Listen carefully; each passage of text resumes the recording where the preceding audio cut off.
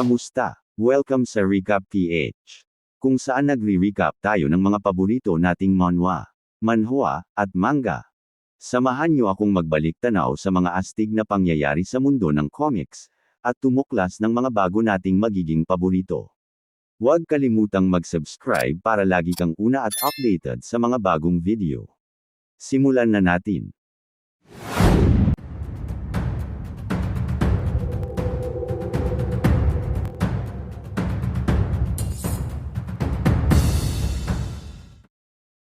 Tuloy pa rin sa pagbaba si Zeng sa kinaroroonan ng selyo at libro ng pinuno, at nasabi sa sarili na masyado nga raw malalim ang daang ito. Hindi siya makapaniwala na nagawa nila ang ganitong klase ng malawakang paghuhukay para lang itago ang selyo at libro. Patunay nga lang ito kung gaano kahalaga ang dalawang bagay, at pinag-aagawan ito ng maraming tao.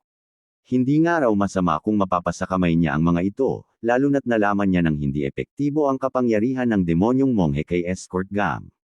Kailangan niya ng iba pang paraan para paghandaan ang escort. Ilang sandali pa ay narating na ni Zeng ang dulo ng lagusan, at agad niyang binuksan ang tarangkahan palabas dito. Sumalubong sa kanya ang isang malaking espasyo na may 5 pinto, at isa sa mga ito ay ang pintuan ng ding na kailangan niyang pasukin. Pagpasok ng binata sa nasabing pintuan ay isa na namang malawak na espasyo ang kanyang nakita, at nasabi sa sariling wala pa pala siya sa hangganan. Habang nagtataka ang binata kung bakit kailangang masyadong maraming pagdaanan para marating ang dulo, ay naapakan niya ang isa sa mga patibong na nakakalat dito. Isang malaking bato ang nahulog patungo sa kanyang direksyon, pero agad niya namang napansin ito at mabilis na nakaiwas. Paglapag ng binata matapos umiwas, ay ilang palaso naman ang mabilis na sumunod patungo sa kanyang direksyon, at naiwasan niya rin ang mga ito. Pero mabilis na nasundan ng ilan pang mga palaso ang pag-atake, at kinailangan niya ng salagin ang mga ito, gamit ang daladala niyang lampara. Ang sumunod na patibong sa kanyang harapan ang nagpaunawa sa ating bida, na ito na nga ang umpisa ng mga pagsubok kung karapat-dapat niyang makuha ang selyo at libro ng pinuno. Dahil nga raw sa lalim ng pagkakahukay dito, at sa dami ng patibong na sasalubong sa kung sino mang magtatangkang pumasok, ay siguradong mahalaga ang nakatago dito. Nagpatuloy pa rin ang binata sa pagharap at pag-iwas sa iba't ibang klase ng patibong, at makalipas ang ilang sandali ay mukhang natapos na ito. Agad na napansin ng binata ang isang malaking bulwagan, at nasabi sa sariling mukhang narating na niya ang hangganan ng lagusan, na kinaroroonan ng selyo at libro. Wala nga raw mag-aakala na may isang malaking estrukturang makikita sa malalim na parte ng pagamutan, at mayroon din itong mga kagamitang pambahay, senyales na may regular na pumupunta rito para magsanay. Ilang sandali pa ay mukhang nahanap na ng binata ang kanyang pakay, at 2 libro sa martial arts ang kanyang nakita sa loob ng isang kahon na yari sa kahoy. Ayon nga raw kay Escort Chan, ang mga libro ay naglalaman ng teknik sa espada, at kakaibang pamamaraan ng sekta sa pag-iipon ng ki. Kinuha ng binata ang parehong libro, pero hindi niya pa rin maintindihan kung bakit kailangang ganito kalaki ang lugar para lang sa mga ito. May pakiramdam siyang mayroon pang ibang nakatago dito at ilang sandali pa, ay napansin na niya ang isang malaking kaban sa isang sulok. Sa kanyang palagay ay siguradong may nais itago ang kaban na ito, dahil mukha itong mabigat at kaduda-duda rin ang mga marka ng paghila papunta sa pwesto nito. Mabilis na itinulak ng binata ang malaking kaban paalis sa pwesto nito, at ilang sandali pa ay nakita niya na ang tinatakpan ng kahon. Tama nga ang hinala ng binata, isang sekretong taguan na may 4 na selyo ang kanyang nadiskubre. Mabilis niya itong binuksan at sa loob nito, ay isang maliit na kaban na gawa din sa kahoy ang nakatago. Napapaligiran din ito ng mga selyo, at sa paghawak pa lang ng binata dito ay nakaramdam na siya ng nakakatakot na enerhiya.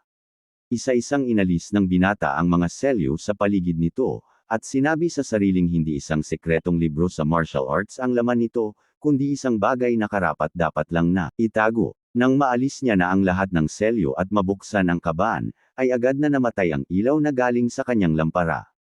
Pero hindi niya na ito pinansin pa ng matagal, sinuri agad ni Zeng ang laman ng kaban, at sa loob nito ay may isang libro na balat ang nakabalot. Hindi nga daw ito isang ordinaryong libro dahil sa nabubulok pa lamang na amoy nito, at sa kakaibang pakiramdam kapag hinawakan, ay sigurado siyang gawa sa balat ng tao ang pambalot nito. Nakangiting pinagmasdan ng binata ang kakaibang libro, na parang bang nakahanap siya ng kayamanan. Sa kabilang dako naman, sa loob ng isang malaking silid ay nagdiriwang ang maraming tao na parabang may fiesta, at sa gitna nila ay masayang pinangungunahan ng pangalawang young master na si Yun Pyong ang kaganapan. Espesyal nga raw ang gabing ito para sa kanya, at mas lalong nagliwanag ang pangunahing gusali ng sekta dahil sa palagay ng binata, ay nalalapit na ang araw para siya naman ang maging bagong pinuno. Pero hindi raw ito magiging posible kung hindi dahil sa isang taong kamakailan lang ay pumanig sa kanya, at maya-maya pa ay masayang sinalubong ng binata si Escort Gang. Mukhang nakapili na ng bagong susuportahan ng escort, at mabilis nitong binati ang ikalawang young master ng sekta. Kasabay nito ay humingi ng pasensya ang escort dahil nahuli siya ng dating, at pinaghintay ng matagal ang binata. Sumagot naman si Yun Pyong na gusto sana niyang magdaos ng magarbong pagsalubong para sa escort, pero dahil sa nagpapahinga pa rin ang pinuno at may sakit, ay sana raw maintindihan ng escort kung isang simpleng pagdiriwang lang ang kanilang ginawa. Hindi naman daw ito mahalaga para sa escort, at nagpasalamat na rin sa binata dahil sa mainit na pagtanggap sa kanya. Nang makalabas na ang mga manunugtog ay hindi na nag-aksaya ng oras si Yun Pyong, at mabilis na tinanong sa escort kung totoo ang balitang nawala ang martial arts ni Gyung-hoon. Lingid sa kanilang kaalaman ay patay na ang totoong Gyung-hoon, at ang nagpapanggap na si Zeng ay wala namang alam sa martial arts, kaya hindi naman daw siya talaga nagsisinungaling. Wala rin daw siyang dahilan para sabihin ang totoo sa iba, dahil mapapahamak ang escort kapag lumabas ang katotohanang hindi niya naprotektahan ang kanyang amo. Ilang sandali pa ay masayang kinumpirma ng escort na totoo nga raw ang balita, na ang ikatlong young master ay hindi nagagamit ang kanyang martial arts sa kasalukuyan. Lalo lang daw pinatunayan ni Gyung-hoon na hindi siya karapat-dapat, dahil hindi na nga maganda ang opinyon ng marami sa kanya, nawalan pa siya ng martial arts ngayon. Masaya ring sinabi ni Yun Pyong na nawalan na siya ng isang kalaban sa pagiging pinuno, nang walang ginagawang kahit ano. Pero nais pa rin daw magpasalamat ng binata kay Gyung-hoon, nang dahil sa kanya isang mahusay na escort ang kanyang naging bagong kaalyado. Habang masayang nagtatawanan ay tinanong ni Yun Pyong sa escort kung ano ang dahilan, kung bakit hindi magamit ng binata ang kanyang martial arts. Handa nga raw niyang patawarin ang escort kung nangyari ito dahil sa kanyang kapabayaan, dahil alam niyang nagkakamali ang tao paminsan-minsan. Mabilis namang humingi ng pasensya ang escort dahil hindi niya nga raw masasabi agad sa binata ang dahilan, sabay sabi sa sariling magiging alipin siya nito habang buhay kapag sinabi niya ang totoo. Sisiguruhin naman daw ng escort na hindi ito makakaapekto kay Yun Pyong. Sumagot naman ang binata na paniniwalaan niya ang mga salita ng escort, kasabay ng pagbanggit niya na alam niyang dating assassin ang escort. Nanlaki ang mga mata ng escort dahil hindi niya inasahang malalaman ng binata ang kanyang sikreto. Hindi nga lang daw ito tuso, pinaimbestigahan din siya nito para sa kanyang seguridad. Aliw na aliw namang pinagmasdan ng binata ang mukha ng escort na bakas pa rin ang pagkabigla, sabay sabing hindi nito sinasadyang banggitin ang kanyang lihim. Hindi naman ito minasama ng escort pero inamin niya sa kanyang sarili na hindi siya nag-ingat. Ilang sandali pa ay pansamantala munang pinabalik ng binata ang escort. Habang pinapanood ni Yun Pyong ang escort na naglalakad palayo, ay sinabi nito sa kanyang mga kasama na may tinatago ito sa kanya. Duda siyang may iba pang nangyayari sa kanyang kapatid, kaya mabilis niyang inutusan ang isa sa kanyang mga tagasunod na si Cho Il-sang, na alamin ang totoong nangyayari at kung nawala bang talaga ang martial arts ni Gyung-hoon. Tinanong naman ng lalaki kung gusto lang ba talagang kumpirmahin ni Yun Pyong ang mga nangyayari, at mabilis siyang sinagot ng binata na maaari niyang saktan si Gyung-hoon kung kinakailangan. Sa kabilang dako naman, may nararamdamang pulso ang binata sa kanyang mga daliri mula sa kakaibang libro. Hindi nga raw ito isang guni-guni lang, pero wala rin naman itong buhay, isa daw itong pulso ng taong nalalapit na sa kamatayan. Hindi na naitago ng binata ang kanyang pananabik na buksan ang libro at alamin ang nakasulat dito. Wala siyang ideya kung bakit nakatago sa lugar na ito ang ganitong klaseng bagay, pero, bago pa man niya alisin ang rosaryo para makita ang laman ng libro, ay nagpakita ang demonyong monghe. Tinanong ng binata kung ano ang kailangan ng monghe sa kanya, pero ang atensyon nito ay nakatutok sa librong hawak niya na may halong takot sa itsura. Nagpakita muna ng paggalang ang monghe sa binata, pero pansin pa rin ni Zeng ang panginginig nito. Lalo lang napatibay ng reaksyon ng demonyong monghe ang duda ni Zeng na espesyal nga ang librong hawak niya, at kahit halos hindi na makapaghintay na buksan ito ay pinigilan niya muna ang sarili, at ibinalik ang libro sa maliit na kaban. Ang pagbabalik nga raw ng demonyong monghe sa kanya, na inutusan niyang magbantay kasama ni Escort Chan sa labas, ay senyales na may ibang taong papalapit sa kanilang lokasyon. Mabilis na umakyat pabalik sa pagamutan ang ating bida, kasabay ng pagdating ng tauhan ng ikalawang young master na si Cho Il-sang, sa lugar para gawin ang utos ng amo. Nagtaka naman ang lalaki nang makita si Escort Chan na nagbabantay sa labas, at wala sa tabi ng kanyang master na may pinsala. Siguradong may tinatago nga raw ang binata, pero nang makarating siya kung saan nagpapahinga si Zeng, ay nagulat ito nang makitang natutulog lang siya. Hindi tuloy niya maintindihan kung bakit kailangan pang utusang magbantay si Escort Chan sa paligid, at nang susuriin na sana niya ang binata kung mayroon pa ba itong key, ay natigilan ito nang makita ang isang libro. Mabilis niya itong kinuha, sinuri ang mga nakasulat, at naunawaan ng lalaki na tunay ang librong ito na tungkol sa sekretong pamamaraan ng sekta sa pag-iipon ng ki. Hindi nga raw mahalaga sa ngayon kung papaano napunta kay Zeng ang libro, dahil sa pamamagitan nito ay lalong lalakas ang kanilang posisyon sa nangyayaring laban. Habang masaya niyang sinasabi sa sariling ito na ang magpapanalo sa kanila, ay hindi niya namalayang nasa likuran niya na ang binata, na nagpapanggap lang natulog kanina. Agad na hinawakan ni Zeng sa ulo ang lalaki at isinubsob ang kanyang mukha sa lamesa, sabay tanong dito kung ano ang kanyang ginagawa. Dito na naunawaan ng lalaki na hindi talaga ito nagpapahinga, at makailang beses pang inuntog ni Zeng ang kanyang mukha sa lamesa, habang sinasabing ang binata na ang magpapatulog dito dahil mabait siya. Napasabi na lang sa sarili ang lalaki na wala raw sa tamang pag-iisip ang binata, at ilang sandali pa ay nawalan na ito ng malay. Nang magising siyang muli ay nakabaliktad na mukha ng binata ang una niyang nakita, sabay tanong nito sa kanya kung nakapagpahinga ba siya ng maayos. Nagtanong pa ang lalaki kung anong nangyayari, at kung nasaan siya pero mabilis din siyang nahinto sa pagsasalita nang maglabas ng patalim ang binata, sabay sabi sa kanyang kailangan daw nilang mag-usap. Sandali muna tayong bumalik sa nangyari, ilang saglit matapos mawala ng malay ang tauhan ng ikalawang young master na si Cho Il-sang. Nagulat si Escort Chan nang makita ang lalaki na nakahandusay, at walang malay sa harapan ng binata. Tinanong ni Zeng kung kilala ba ng escort ang lalaking ito, at mabilis na sumagot si Escort Chan na isang araw sa tatlong escort ng ikalawang young master si Cho Il-sang. Hindi maintindihan ng binata kung bakit pumunta ng palihim sa kanyang tinutulugan ng lalaki, at sumagot naman ang escort na wala rin siyang ideya. Pero dahil palihim nga na pumasok ito habang may suot na magtatago sa kanyang pagkakakilanlan, ay sigurado daw na hindi mabuti ang intensyon nito. Mabilis ding nagpasya ang binata na paaaminin niya na lang ang lalaki kung ano ang hangarin nila sa pagdalaw sa kanya, pero pinigilan siya ng escort at sinabing mas makabubuting palayain na lang nila ang lalaki. Kilala nga raw ang ikalawang young master na pinapahalagahan ng husto ang kanyang mga tauhan, at kung sasaktan ni Zeng ang isa sa kanyang mga escort ay siguradong magagalit ang amo nito. Hindi naman pinansin ng binata ang payo ng kanyang escort, at sinabi lang na pag-iisipan niya ito. Habang naglalakad palayo ang binata pasan-pasan ng lalaki, ay wala nang nagawa si Escort Chan kundi muling sabihin sa amo na magiging mapanganib daw para sa kanila ang balak niyang gawin. Napasabi na lang sa sarili ang escort na sana hindi patayin ni Zeng ang lalaki, dahil sa kanyang mga sinabi. Matalinong araw ang binata kaya umasa na lang siya maaalala nito ang kanyang babala. Nang magising ang lalaki, sinabi nitong mas makakabuti para kay Zeng na pakawalan siya, dahil naparito nga siya sa utos ng ikalawang young master na si Yun Kyung. Hindi na nga raw dapat gawing mas komplikado pa ang sitwasyon, at mas maigi para sa binatang ibigay na lang niya ang sekretong libro. Sisiguruhin din daw nitong hindi siya papatayin ni Yun Kyung kung susunod siya sa kanya, at sinabi sa sariling hindi siya matatakot ng binata na ibunyag ang kanilang mga plano.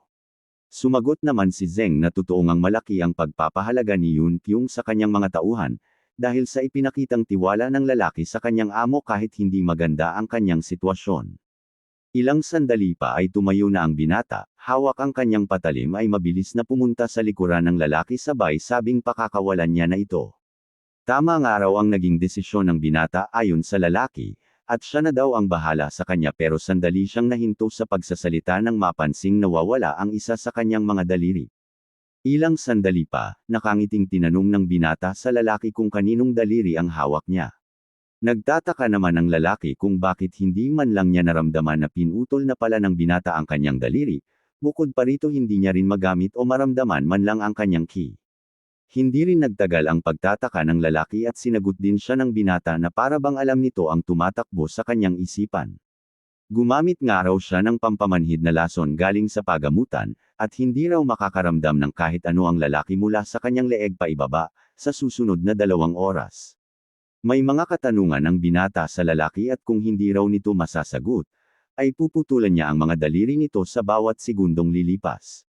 Hindi pa man nakakasagot ang lalaki ay mabilis na sinabi ng binata ang kanyang unang katanungan. Gustong malaman ng binata kung anong dahilan bakit siya inutusan ni Yun Kyung na pumunta sa kanya, sabay sabing dito na mag-uumpisa ang kanyang pagbibilang. Sinubukan pa ng lalaking makiusap sa binata pero mabilis siyang sinagot nito ng pagbilang kasabay ng pagputol sa daliri niya. Hindi pa rin sumagot ang lalaki sa tanong ni Zeng kaya nagpatuloy sa pagbibilang ang binata. Kasabay ng pagputol sa mga daliri nito. Pasigaw na nakiusap ang lalaki na tumigil sandali si Zeng pero parang wala itong naririnig, at nang maputol na ni Zeng ang ika-4 na daliri ng lalaki, ay sandali itong tumigil para ipaalalang ang hinlalaki na ang isusunod niya. Dito na napilitang magsalita ang lalaki, at mabilis na sinabi ang dahilan kung bakit siya pinapunta ng ikalawang young master, ay dahil nais nitong alamin kung totoong nawala ang martial arts ng binata. Sandaling napaisip si Zeng sa mga sinabi ng lalaki pero hindi naman siya nagulat ng husto, dahil inasahan niya nang mangyayari ito. Hindi niya man inakala na magiging ganito kabilis ang gagawin ni Escort Gam, ay minabuti nitong tanungin sa lalaki kung sa escort nga ba nanggaling ang impormasyon. Mabilis na umamin ang lalaki na si Escort Gam nga ang nagsabi sa kanila, at nakangiting sumagot ang binata na magaling ang ginawa ng escort. Namangha ang lalaki sa kakayahan ng binata na maunawaan agad ang sitwasyon, hindi niya tuloy maiwasang isipin na baka espiya si Escort Gam, o sadyang wala lang tiwala ang binata sa kanya sa umpisa pa lang. Ngayong nasagot na ng lalaki ang lahat ng gustong malaman ni Zeng, at malinaw na sa binata ang mga nangyayari ay sinabi nitong hindi niya na alam ang kanyang gagawin kay Cho Il-sang. Agad namang naunawaan ng lalaki na kung hindi siya gagawa ng paraan, ay siguradong mamamatay siya sa lugar na ito. Bago pa man makagawa ng kung ano ang binata ay sumigaw na agad ang lalaki na susumpa siyang magiging tapat na tagasunod ng binata. Hindi niya nga raw alam na ganito pala katalino ang binata, at sa palagay niya ay ito ang karapat-dapat na maging pinuno ng sekta. Dagdag pa niya, kung hahayaan ng binatang mabuhay siya, ay tutulungan niya raw ito na gumawa ng tamang mga desisyon sa hinaharap bilang bagong pinuno. Gagawin niya raw ang lahat para sa binata, at kahit buhay nito ay iaalay niya wag lamang siya niyong patayin. Panandali ang nakaramdam ng ginhawa ang lalaki, matapos sabihin ni Zeng na tinatanggap niya ang sinabi nito. Nagkataon naman na may gustong ipagawa ang binata sa kanya, at maaari daw bang ngayon niya na gawin ito. Hindi na nagsayang ng oras ang lalaki at mabilis na sinabing kahit ano ay gagawin niya, pero mabilis ding nahinto sa pagsasalita ang lalaki nang saksakin ni Zeng ang kanyang leeg. Muling inulit ng binata ang sinabi ng lalaki na kahit buhay daw nito ay kanyang ibibigay para sa kanya, sabay sabing hihiramin niya muna ang kanyang dugo, at nilaslas ng binata ang leeg ng lalaki. Habang unti-unting nawawala ng malay, ay sinabi ng lalaki na hindi sa ganitong paraan niya balak ibigay ang kanyang buhay. Ilang sandali pa ay muling susubukan ni Zeng na buksan ang libro, na hindi niya nagawa kanina gamit ang kanyang pisikal na lakas. Ang selyo ng libro ay nababalot ng mabuting enerhiya, at kung hindi niya ito kayang alisin gamit ang kanyang katawan, ay dapat siyang gumamit ng masamang enerhiya. Gamit ang dugo ni Cho Il-sang na namatay na puno ng galit, ay siguradong naglalaman ito ng masamang enerhiya na magpapahina ng bisa ng rosaryo. Ilang sandali pa ay nagumpisa ng masira ang rosaryo dahil sa pagkakababad ng libro sa maruming dugo ng lalaki, at maya-maya pa ay tuluyan ng natanggal ang selyo.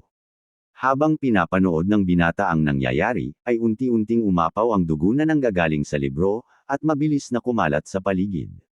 Kasabay nito ay ang pagsasama-samang muli ng dugong nakakalat, at isang imahe ng tao ang unti-unting nabubuo sa harapan ng binata.